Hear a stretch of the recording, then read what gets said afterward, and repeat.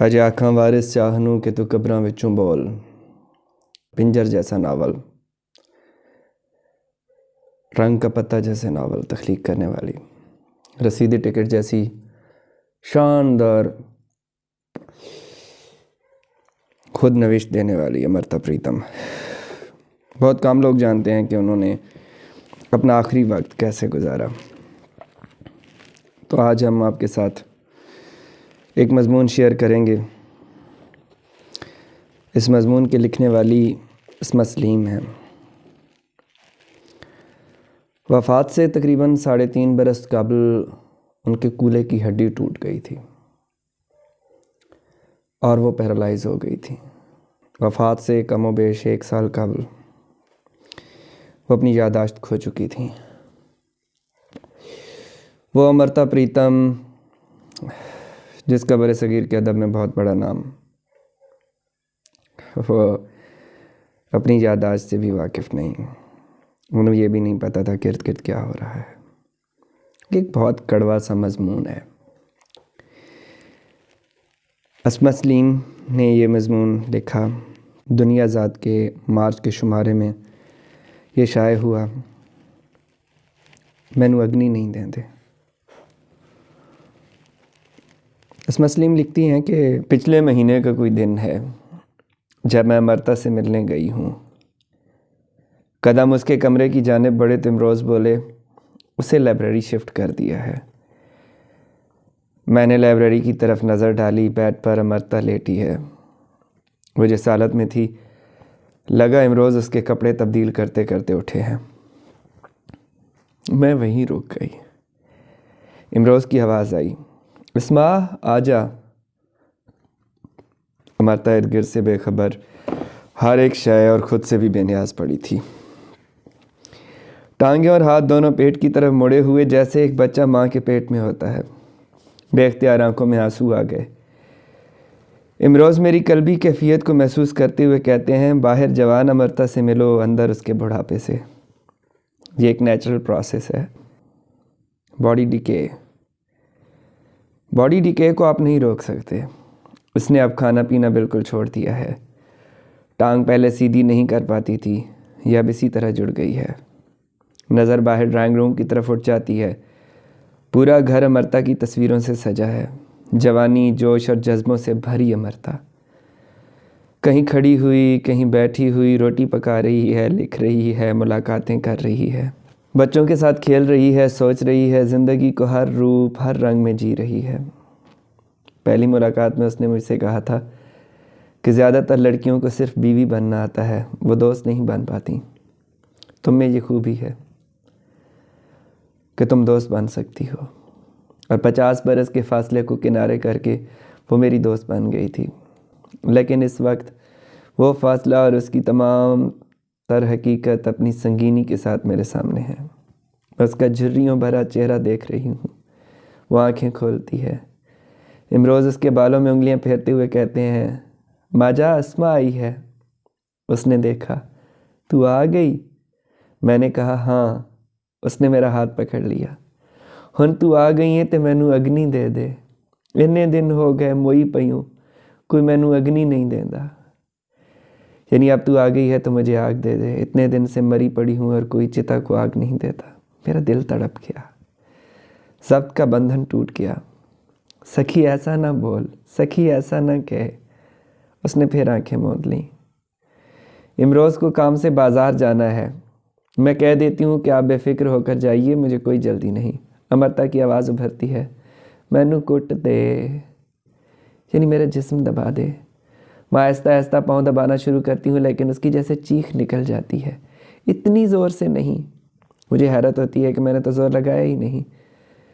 साथ ही इस बात का शदीद एहसास कि जवानी का जोश बुढ़ापे की थकन और कमज़ोरी का अंदाज़ा लगा ही नहीं सकता। अब मैं सिर्फ छू रही हूँ।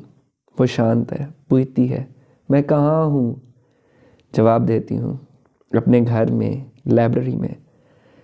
लेकिन उसका इसरार है, ये मेरा घर नहीं है, मुझे अपने घर ले चलो, मुझे मेरे घर ले चलो। मैं समझाने की कोशिश करती हूँ, ये तुम्हारा ही घर है, तुम लाइब्रेरी में हो, अपनी सारी किताबों के बीच। किताबें? कैसी किताबें? एक पल को कमरे में चारों तरफ नज़र घुमाती है, लेकिन मानूसियत की रमक तक नहीं उतरती। अजनबियत के एहसास से घिरी बेबसी से नफ़ी में गर्दन हिलाती है। उसे ना ये घर अपना लगता है, न किताबें जो उसे दुनिया की हर शय से ज़्यादा अजीज़ थी। बार बार पानी मांगती है। एक एक घूंट पानी स्ट्रॉ से पिलाती हूँ, पूछती हूँ कुछ खाओगी।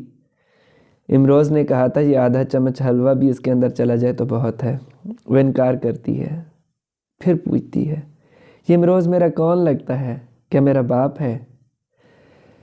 मैं वक्त के जबर पर कांप जाती हूँ। वो तुम्हारा सब कुछ लगता है। उस फिक्रे का ख्याल आता है जिसमें उसने लिखा था कि बाप, भाई, बेटा, खावन, दोस्त, महबूब इमरोज़ की शक्ल में हर रिश्ते का दीदार पाया है। और वो ख्वाब जिसमें जायचा के 12 खानों में उसने कोई सितारा नहीं, सिर्फ इमरोज़ का नाम लिख दिया था। लेकिन अब उस इमरोज़ के बारे में कुछ याद नहीं आ रहा, बस उसे पुकारे जाती है। साहिर का कहीं कोई जिक्र नहीं। अलका आ गई है। अमृता ने जो कुछ कहा था मैं अलका को बताती हूँ। अलका कहती है इन्हें कुछ भी याद नहीं। मुझसे पूछती है इमरोज़ से तेरा क्या रिश्ता है? बच्चों को कहती हैं ये किसके बच्चे हैं।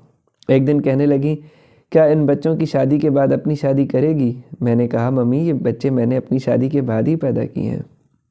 वक्त इंसान को कब कहाँ लाकर खड़ा कर दे कोई नहीं जानता। इसने जर्नी ऑफ कॉन्शियसनेस जैसी किताबें लिखी, असातीर की तशरीह और तौज़ीह की, शऊर और लाशऊर की गिरहें खोली, और अब ये होशियार बेदार ज़ेन खुद फरामोशियों के जंगल में गुम है। जब कोई ख्याल कौंधलाता है तो कोई ताल्लुक़ उससे वाबस्ता लम्हे बाद को रोशन होकर फिर तारीकियों में गुम हो जाती है। वो सब चेहरे चीज़ें सामने आ भी जाएं तो पहचानी नहीं जाती। इमरोज़ बाज़ार से आ गए। वो अमृता का हाल दरियाफ्त करते हैं, तभी अमृता की आवाज़ कानों से टकराती है। मैंने कॉल नहीं देन दे। मेरी समझ में नहीं आता। इमरोज़ और करीब होकर सुनने की कोशिश करते, कहते हैं कोयला मांग रही है। अमृता के ख्याल में अगर वो हैं तो वो आग दिए जाने की मुंतज़िर चिता पर लेटी हुई है, अंत में गुम हो जाने को तैयार। इमरोज़ नरमी से कहते हैं माजा मैंने कोल दे दिए, तेनू पता नहीं चलिया। अमृता ने नफ़ी में सर को जुम्बिश दी, लेकिन एक सुकून चेहरे पर फैल गया। गोया तसल्ली हो गई कि अब उसे आग दे दी गई है। ये इमरोज़ ही का हौसला है कि वो उसे इस तरह संभाल सके। किसी भी मौके पर मैंने उन्हें झंझलाते मायूस होते नहीं देखा। एक कर्म योगी की मानद हाल में जीते हैं और कोई भी काम चाहे बड़ा हो या छोटा पूरी लगन, जिम्मेदारी और खुशमजाजी के साथ अंजाम देते हैं। अब वो खाने का इंतज़ाम देखने किचन में चले गए हैं। मैं आहिस्ता आहिस्ता पाँव दबाती हूँ। थोड़ी देर बाद अमृता फिर पूछती है मैं कहाँ हूँ? मेरा फिर वही जवाब, अपने घर में, लाइब्रेरी में। लेकिन उसे चैन नहीं आता। अब ये दुनिया, ये लोग, ये घर सब उसके लिए अजनबी हैं। इस आलम और उस आलम के बीच वो कहीं भटक रही है। वो जो अनजाने काल देखती थी और जाने कौन कौन से युगों में किन किन रूपों में खुद से मिलती थी, अब किसी को नहीं पहचानती। खुद से भी अजनबी अमृता के लिए उस वक्त मैं के पता नहीं क्या मानी है। वो अपनी शनाख्त भी किस तौर पर कर रही है नहीं मालूम। जिन लोगों से गहरा रब्ता जो वजह हयात थे, वो सब लोग, वो चीज़ें अब कुछ नहीं, कहीं भी नहीं, कोई नहीं। जिन दिनों उसकी नज़मों का मैं उर्दू में तर्जुमा कर रही थी, उसने मुझसे वादा लिया था कि जब उसका आखिरी वक्त आएगा तो मैं उसके पास रहूँगी। उन दिनों वो बड़ी शिद्दत से मौत का जिक्र करती थी। आज रुखसत, मैं तुम्हें फिर मिलूँगी वगैरह नज़में भी उसी दौरान लिखी थी। तब उस एहसास की शिद्दत को कम करने के लिए मैंने उससे कह दिया था ये वक्त अभी नहीं आया, और जब ऐसा होगा तो मैं जहाँ कहीं भी रहूँ अपने आप तुम्हारे पास आ जाऊँगी। मेरा रुआं रुआं इस वक्त दुआ कर रहा है, खुदा करे ये वक्त अभी ना आया हो। सखी तुम थोड़ा संभल जाओ, थोड़ा सा और जी जाओ। इस मज़मून में जो कड़वाहट है, उसके इस मज़मून के शाये होने के महज 4-5 माह बाद ही अमृता इस दुनिया से दूसरी दुनिया के सफ़र पर रवाना हो गई। शायद हम में से हर लिखारी का मुकद्दर है। हम में से हर शख्स मुसलसल एक एबनॉर्मेलिटी की कैफियत में मुब्तला है, और ये एबनॉर्मेलिटी बिलाखिर उसे पागलपन के उस दहाने तक ले जाती है जो बिलाखिर उसे अपनी मिट्टी में ले जाता है। वो मिट्टी जिसके बारे में कुछ लोग कहते हैं कि उसी मिट्टी से इंसान की तख्लीक हुई है। आप दुआ कीजिए, अच्छे अंजाम के लिए दुआ कीजिए।